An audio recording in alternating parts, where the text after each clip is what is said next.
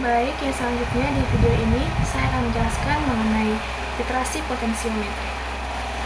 Titrasi potensiometri adalah metode untuk menentukan konsentrasi suatu zat menggunakan pengukuran perubahan potensial listrik, menggunakan elektroda sebagai pengukur perubahan tegangan. Prinsip dasar titrasi potensiometri berdasarkan reaksi redoks atau asam besar. Potensial elektroda berubah seiring penambahan titran.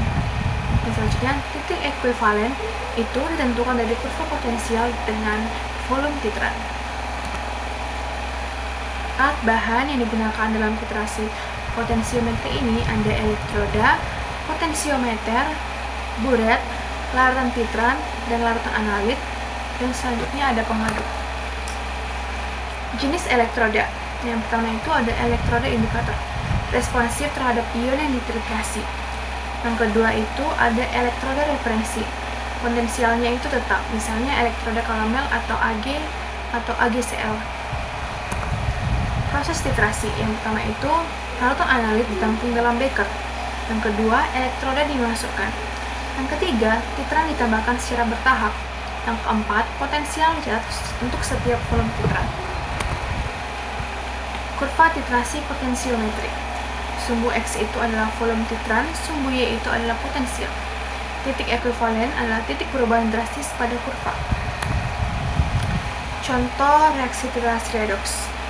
Fe2+ plus Ce4+ menghasilkan Fe3+ plus Ce3+. Titrasi ion Fe2+ dengan Ce4+, elektroda Pt sebagai indikator. Contoh reaksi titrasi asam basa.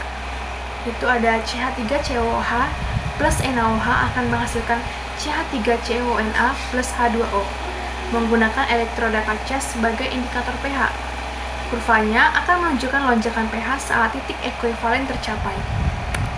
Analisis titik ekuivalen didapat dari perubahan drastis potensial dan dapat dihitung secara grafik atau diferensial delta E per delta V. Kelebihan dari titrasi potensiometri itu yang pertama itu tidak memerlukan indikator warna. Yang kedua, cocok untuk larutan berwarna atau keruh.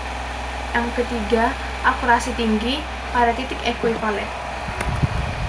Kekurangan dari titrasi potensiometri itu yang pertama itu perlu peralatan khusus, contohnya elektroda dan potensiometer. Yang kedua, sensitif terhadap gangguan eksternal, contohnya getaran dan suhu dari lingkungan. Aplikasi titrasi potensiometri. Penentuan kadar logam Fe, Cr, dan Cu. Titrasi obat-obatan dan senyawa organik. Penentuan kadar asam atau basa dalam air limbah.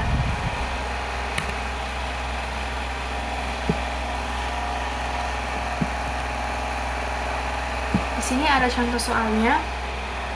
Soalnya itu adalah dalam titrasi potensiometri 25 ml larutan Fe2+ dititrasi dengan larutan Ce4+ 0,1 m. Jika titik ekuivalen tercapai pada 20 ml titran, hitung konsentrasi Fe2+. Jadi jawabannya itu yaitu NCa4+ itu sama dengan M dikali V. Sehingga M-nya itu 0,1 mol per L dikali V 0,02 L dan menghasilkan 0,002 mol. N dari Fe2+ itu adalah 0,002 mol.